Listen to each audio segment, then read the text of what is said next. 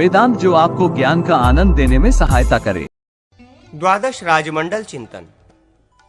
श्री राम जी कहते हैं, राजा को चाहिए कि वो मुख्य द्वादश राजमंडल का चिंतन करे।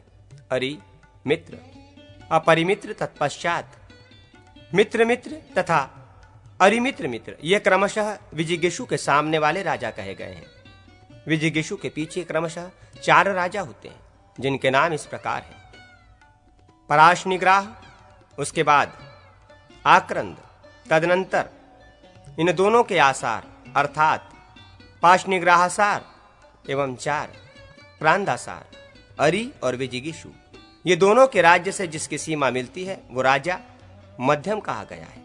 अरि और विजिगीषु ये दोनों यदि परस्पर मिले हों, संगठित हो गए हों, तो मध्यम राजा कोष और सेना आदि की सहायता देकर इन दोनों पर अनुग्रह करने में समर्थ होता है। और यदि ये परस्पर संगठित ना हो तो वो मध्यम राजा पृथक पृथक या बारी बारी से इन दोनों का वध करने में समर्थ होता है। इन सब के मंडल से बाहर जो अधिक बलशाली या अधिक सैनिक शक्ति से संपन्न राजा है, उसकी उदासीन संज्ञा है। विजिगीषु, अरि और मध्यम ये परस्पर संगठित हो तो उदासीन राजा इन पर अनुग्रह मात्र कर सकता है, और यदि ये संगठित न होकर पृथक पृथक हो तो वो उदासीन इन सब का वध कर डालने में समर्थ हो जाता है। लक्ष्मण, अब मैं तुम्हें संधि, विग्रह, यान और आसन आदि के विषय में बता रहा हूं।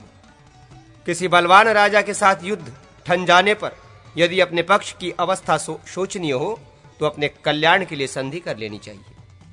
कपाल, उपहार, संतान, संगत, उपन्यास, प्रीतिकार, संयोग, पुरुषांतर, अष्टधन, आदिष्ट, आत्मामिमिष, उपग्रह, परिक्रय, उच्छिन्न, प्रदूषण तथा स्कंधोपनेय, ये संधि के 16 भेद बतलाए गए हैं। जिसके साथ संधि की जाती है वो संज्ञेय कहलाता है। उसके 2 भेद हैं, अभियोक्ता और अनभियोक्ता।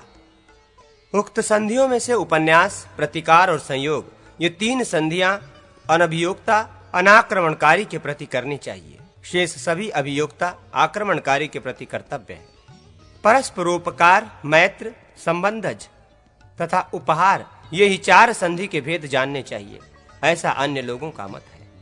बालक, वृद्ध, चिरकाल का रोगी, भाई बंधुओं से बहिष्कृत, डरपोक, भीरु सैनिक वाला, लोभी, लालची, सेवकों से घिरा हुआ, अमात्य आदि प्रकृतियों के अनुराग से वंचित, अत्यंत विषयायक्त, अस्थिर चित्त और अनेक लोगों के सामने मंत्र प्रकट करने वाला, देवताओं और ब्राह्मणों का निंदक, दैव का मारा हुआ, दैव को ही संपत्ति और विपत्ति का कारण मानकर स्वयं उद्योग न करने वाला, जिसके ऊपर दुर्भिक्ष का संकट आया हो वो, जिसकी सेना कैद कर ली गई हो अथवा शत्रुओं से घिर गई हो वो, अयोग्य देश में स्थित, अपनी सेना की पहुंच से बाहर के स्थानों में विद्यमान, बहुत से शत्रुओं से युक्त, जिसने अपनी सेना को युद्ध के योग्य काल में नहीं नियुक्त किया है वो, तथा सत्य और धर्म से भ्रष्ट, ये 20 पुरुष ऐसे हैं जिनके साथ संधि न करें, केवल विग्रह करें।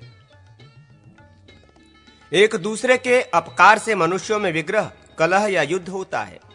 राजा अपने अभ्युदय की इच्छा से अथवा शत्रु से पीड़ित होने पर यदि देश काल की अनुकूलता और सैनिक शक्ति से संपन्न हो तो विग्रह प्रारंभ करे। सप्तांग, राज्य, स्त्री, सीता आदि जैसी असाधारण देवी, जनपद के स्थान विशेष, राष्ट्र के एक भाग, ज्ञानदाता, उपाध्याय आदि और सेना, इनमें से किसी का भी अपहरण विग्रह का कारण है। इस प्रकार 6 हेतु बताए गए। इनके सिवा मद, राजा दंभोद्भव आदि की भांति शौर्यादि जनित दर्प, मान, रावण आदि की भांति अहंकार, जनपद की पीड़ा, जनपद निवासियों का सताए जाना, ज्ञान विद्यात, शिक्षा संस्थाओं अथवा ज्ञानदाता गुरुओं का विनाश, अर्थ विदात, भूमि हिरण्य आदि को क्षति पहुंचाना, शक्ति विधात, प्रभु शक्ति, मंत्र शक्ति और उत्साह शक्तियों का अपक्षय, धर्म विदात, दैव्य, प्रारब्ध जनित दुर्वस्था, सुग्रीव आदि जैसे मित्रों के प्रयोजन की सिद्धि, माननीय जनों का अपमान, बंधु वर्ग का विनाश, भूतानुग्रह विच्छेद, प्राणियों को दिए गए अभयदान का खंडन, जैसे एक ने किसी वन में जहां के जंतुओं को अभय देने के लिए मृगिया की मनाही कर दी, किंतु दूसरा उस नियम को तोड़कर शिकार खेलने आ गया हो, वही भूतानुग्रह विच्छेद है। मंडल दूषण, 12 राजमंडल में से किसी को विजिगीषु के विरुद्ध उभारना, एकार्थाभिनिवेशित्व को, जो भूमि या स्त्री आदि अर्थ आदि को अभिष्ट है उसी को लेने के लिए दूसरों का भी दुराग्रह, ये 20 विग्रह के कारण है। सापत्न, रावण और विभीषण की भांति सौतेले भाइयों का वैमनस्य। वास्तुज, भूमि, सुवर्ण आदि के हरण से होने वाला अमर्ष, स्त्री के अपहरण से होने वाले रोष, कटु वचन जनित क्रोध तथा अपराध जनित प्रतिशोध की भावना, ये 5 प्रकार के वैर अन्य विद्वानों ने बताए हैं। जिस विग्रह से बहुत लाभ कम होने वाला हो, जो निष्फल हो, जिससे फल प्राप्ति में संदेह हो, तत्काल दोषजनक, विग्रह के समय मित्रादि के साथ विरोध पैदा करने वाला, भविष्य काल में भी निष्फल, वर्तमान और भविष्य में भी दोषजनक हो, जो अज्ञात बल पराक्रम वाले शत्रु के साथ किया जाए एवं दूसरों के द्वारा उभाड़ा गया हो, जो दूसरों की स्वार्थ सिद्धि के लिए किंवा किसी साधारण स्त्री को पाने के लिए किया जा रहा हो, जिसके दीर्घकाल तक चलते रहने की संभावना हो, जो श्रेष्ठ द्विजों के साथ छेड़ा गया हो, जो वरदान आदि पाकर अकस्मात देव बल से संपन्न हुए पुरुष के साथ छेड़ने वाला हो, जिसके अधिक बलशाली मित्र हो, ऐसे पुरुष के साथ जो छेड़ने वाला हो, जो वर्तमान काल में फलद किंतु भविष्य में निष्फल हो तथा जो भविष्य में फलद किंतु वर्तमान में निष्फल हो, इन 16 प्रकार के विग्रहों में कभी हाथ न डाले। जो वर्तमान और भविष्य में परिशुद्ध पूर्णतः लाभदायक हो, वही विग्रह राजा को छेड़ना चाहिए। राजा जब अच्छी तरह समझ ले कि मेरी सेना हष्ट पुष्ट अर्थात उत्साह और शक्ति से संपन्न है तथा शत्रु की अवस्था इसके विपरीत है, तब वो उसका निग्रह करने के लिए विग्रह आरंभ करे। जब मित्र, आक्रंद तथा आक्रंदासार, इन तीनों की राजा के प्रति दृढ़ भक्ति हो तथा शत्रु के मित्र आदि विपरीत स्थिति में हो अर्थात उसके प्रति भक्ति भाव न रखते हो, तब उसके साथ विग्रह आरंभ करें। जिसके बल एवं पराक्रम उच्च कोटि के हों, जो विजिगीषु के गुणों से संपन्न हो, विजय की अभिलाषा रखता हो तथा जिसकी अमात्य आदि प्रकृति उसके सद्गुणों में भी अनुरक्त हो, ऐसे राजा का युद्ध के लिए यात्रा करना यान कहलाता है। विग्रह गमन, संधाय गमन, स्वयंभूय गमन, प्रसंगतः गमन तथा उपेक्षा पूर्वक गमन, ये नीतिज्ञ पुरुषों द्वारा यान के 5 भेद कहे गए हैं। जब विजिगीषु और शत्रु दोनों एक दूसरे की शक्ति का विघात न कर सकने के कारण आक्रमण न करके बैठे रहे हैं, तो इसे आसन कहा जाता है।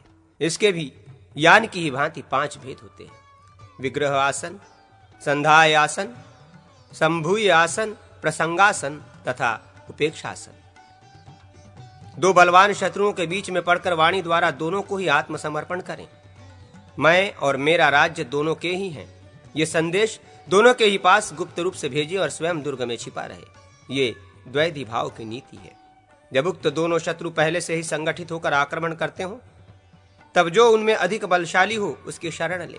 यदि वे दोनों शत्रु परस्पर मंत्रणा करके उसके साथ किसी भी शर्त पर संधि न करना चाहते हो, तब विजिगीषु उन दोनों के ही किसी शत्रु का आश्रय ले अथवा किसी भी अधिक शक्तिशाली राजा की शरण लेकर आत्मरक्षा करे। यदि विजिगीषु पर किसी बलवान शत्रु का आक्रमण हो और वो छिन्न होने लगे तथा किसी उपाय से उस संकट का निवारण करना उसके लिए असंभव हो जाए, तब वो किसी कुलीन, सत्यवादी, सदाचारी तथा शत्रु की अपेक्षा अधिक बलशाली राजा की शरण ले।